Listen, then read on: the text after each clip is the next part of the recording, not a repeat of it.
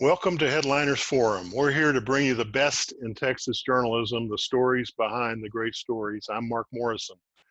Our special guest is Tim Archuleta, executive editor of the El Paso Times.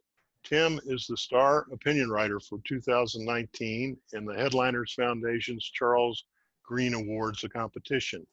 And the Times organization also won the Star Award for a breaking news report covering the mass shooting at an El Paso Walmart. These statewide awards are presented by the Headliners Foundation in partnership with the Texas Associated Press, Print, and Broadcast Associations. Tim, congratulations, and thank you very much for joining us. No problem. It's my pleasure. I look forward to having a good conversation with you. Great. You became editor of the El Paso Times in June of 2019 after serving as editor of the Corpus Christi Caller-Times. And it's just a matter of weeks until you had the challenge of covering the tragic mass shooting that killed 23 and injured more than 20 others at a local Walmart store. How did you and your staff respond? Well, let me just set the record straight. It was a mass shooting, but I think what's really important too, that it was a mass shooting that was carried out by an alleged white supremacist who was targeting Mexicans along the border. So it made it a really challenging event to cover. I can tell you that we had some outstanding reporting. Luckily that weekend we had one of our veteran editors, Sam Gaitan, on that weekend. He was quick to assemble the team. In fact, a lot of our reporters, heard the news and immediately started going to work, calling in, rallying the troops. I was working with Sam remotely initially, but we quickly put together a reporting team and tried to break the story down with an emphasis on what the impacts were on the victims in El Paso. And I'm sure you were immediately out there with your website and with social media, advising people of what was happening. Yeah, I wish I could remember. I did a count, but literally maybe 100 updates during that day of developments in the story. So yeah, we initially, and as all modern newsrooms are doing now, it was actually a digital first experience where we were updating in real time on our website and then writing through the story and then working towards our print deadline, which was later in the evening. This is a story that got worldwide media attention, and in the case of the El Paso Times, I mean, you were right there in the center of it. And I wonder what's your view of the coverage that sort of made your work stand out and have a powerful influence really on all the coverage around the world? Well, I think the number one thing is that obviously having some local expertise. It was our city, it's our people. We reflect that in our newsroom and the way we're staffed. And then secondly, we were able to make some very deliberate decisions early on that our coverage was going to focus on the victims and the impact to the city. There was lots of details about the shooter and his motives at the time. We decided to set that aside for a couple of days and really focus again on the victims, not only those in El Paso, but you got to remember that there was, there were just short of a dozen folks from Juárez and from Mexico, and one actual German citizen who were killed in the attack. That doesn't include the others who were wounded. So our expertise on being a binational city and recognizing that this wasn't just an attack on El Paso, it wasn't just an attack on the U.S., it was also an attack on our neighbors in Mexico. Right. Yeah, you had some beautiful profiles, I think, on every one of the 23 victims, and really personalized the story and brought home the impact. This is a story that is still evolving for the families of victims and those who were injured and survived. And the confessed shooter is charged in both state and federal courts. What are the latest developments that you've been covering? Well, sadly, we just recently covered the anniversary. The August 3rd was the first anniversary of the shooting. So it was a time to really step back and reflect on where our city has been. It was really about remembrance and really some delayed healing. Because of the COVID pandemic, our city went into a lockdown. This was a time that we were counting on coming out, having some public conversations about the impact of the shooting. And that's been made more difficult because of the issues of social distancing and trying to protect the community and slow the spread of COVID. El Paso's been a bit of a hot spot recently, so that even made it more difficult.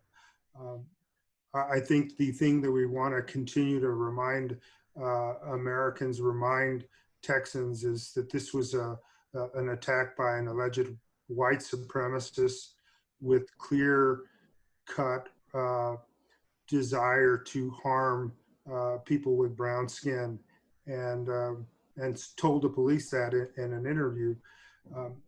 I always try to remind people of that important point. To me, it was a bit of a red flag that the U.S. and Americans should have picked up on the state of racism in the United States. Maybe we would have had more understanding. I feel for police too in this regard. They're asked to go in there and face down a shooter with a lot of firepower. I hate to say this, but it does put police on defense right away, and it's led to more of a militaristic approach to policing. I miss the days of community-based policing where the police departments and communities got to know each other and understood each other and didn't try to harm each other in these kinds of mass shooting, really violent attacks. Right. You do some opinion writing. That's part of the way you've chosen to do your job there, and notably, you wrote a public letter to President Trump as he was visiting El Paso shortly after the shootings. What was your message in that piece? It really goes back to listening to my community. I was a new editor, so I literally went out on the streets and started talking to folks about what did they want to say to the president as he approached his visit. And it really came down to this whole issue that, the attack wasn't from within. It was a total stranger who had hatred and evil in his heart and came to our city. There was this sense of making sure that the president didn't believe some of the hype, some of the rhetoric, some of the hyperbole, and obviously he was responsible for some of that El Paso was not a great place to be. It's a great city. It's a binational city. It reflects a lot of different diversity. So that's what we wanted to let him know, that this was not a good day to visit El Paso because he wasn't going to get a good feel for what this city was all about. Well, and as you pointed out, the community really responded in a very positive way, considering how devastating this was. There was people came to each other's aid and comfort, and really stood by the city and its efforts to deal with this terrible tragedy. I wanted to ask you though about your opinion writing, because you do many editorial management duties, obviously, and yet you make time to do these clearly labeled opinion pieces, and of course you won an award from us for that. Why is that important to you as part of your large plate of responsibilities, and how do you approach it? Well, opinion journalism is changing dramatically with the with the changes you see in terms of the digital platforms. There's so many different ways for you to express your opinions, and you can do it in real time. So I try to be a little bit more reflective about when I write pieces. The letter to the president was not a letter, was not a piece that was written with lots of quotes. It was written purposely without quotes because I wanted to try to speak as, be the voice for the community. And so I was guarding against quoting anybody, because as soon as you start quoting specific people, people start picking sides. So that was very deliberate.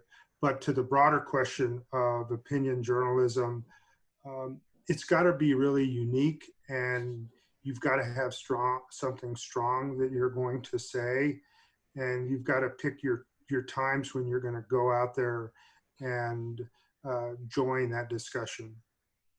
We see a lot of media organizations being criticized right now for allowing their reporters to let opinions and activist agendas creep into news stories, and some blurring as far as the presentation of news versus opinion. How are you approaching this issue with your journalists and your readers? Well, to this day, reporters shouldn't be blurring those things. There's a different approach to opinion journalism, and that's done, with a whole different set of rules.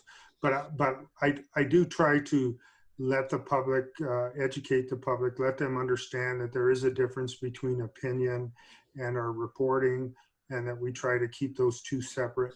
I do go out of our way to try to label and explain that this is opinion, so that our readers don't confuse that. It's been an industry-wide problem for decades and decades. I think we were a little deaf to the idea that people really couldn't tell the difference, and so we have to do a better job of making sure we're pointing out what is opinion and what is news reporting. And is there any challenge as far as dealing with your journalists on this issue? And that there's a lot of role models out there who are doing, getting high profiles and a lot of attention with more opinionated pieces, particularly on cable television and the largest national papers, I would say. Well, I'm more traditional in that respect. I think if you're a reporter, you have got to protect your integrity. You've got to do everything you can to minimize injecting your own personal views in stories. We edit to protect the reporters that way, and if we see something creeping in, we try to address that. I personally, I'm a little bothered by how opinion sometimes is used as a substitute for reporting and for updating stories. During the El Paso shooting, I purposely stayed away from getting into all the politics of that discussion. To me, that was the wrong focus. Again, you got to go back to explaining that this was a racist attack and that it was devastating. 23 families lost loved ones. That's where reporting is more valuable, and you have to. I think the challenge for our industry is move away from all this talking head, opinionated journalism, and give people information and let them make their choices. Let them make their minds up themselves. Like other news organizations, and for that matter, all of us, you were hit with dealing with the COVID-19 crisis, starting back in March or so. And how do you make your newsroom work when, this puts a lot of restraints on having people in the office and so forth? Well, it really comes down to having daily check-ins, doing your best to stay connected to your reporters in the field, protecting them by making sure that you're emphasizing, it's easy to be at a home office and work 24/7. I want my reporters to develop a routine and turn the computer off at night and spend time with their families. It is a huge challenge. I mean, when we started this, we were thinking, maybe this would be 2 or 3 months, but we're going into 6 months, and it's very likely that we won't be in the El Paso Times newsroom for till 2021. So right now we focus on having daily check-ins and then trying to connect reporters with editors so that if they do have questions, they have a resource to turn to. And then obviously we want to make sure that they know that there's other services offered by our company if they're struggling with depression or feelings of isolation. Right.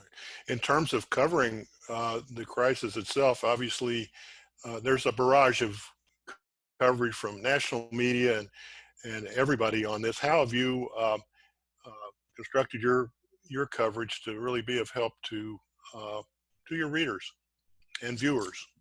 Well, I would say that's a hats off to our reporting team. They continue to work from home, but they don't do all their reporting by phone or by computer. We have plenty of staffers who are willing to get their mask on, go out there, practice social distancing, and talk to people in their neighborhoods, get out and see events. We were covering protests in the middle of this, and that's not an ideal situation if you're trying to stop a pandemic. But so far, we've been lucky that our staff has been healthy and stayed safe. The emphasis has been on,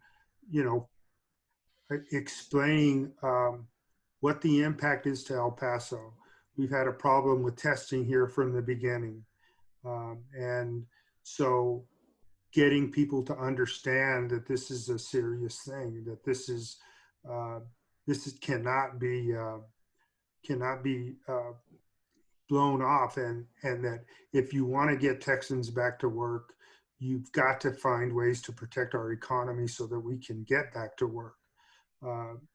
When you have a huge surge in cases, it just makes it really, really hard for us to continue to grow or to try to get our businesses back up and running. Tim Archuleta, thank you for sharing your thoughts about leading a major news organization in times of great challenge. And congratulations to you and your colleagues for your well-deserved Headliners Awards. Thank you. I'm honored and humbled by this opportunity. And thank you again for asking about El Paso and our journalists. You're very welcome. From our site, you can link to some of the El Paso Times award-winning work and to interviews with other award-winning Texas journalists. For Headliners Forum producer Gary Pickle, I'm Mark Morrison.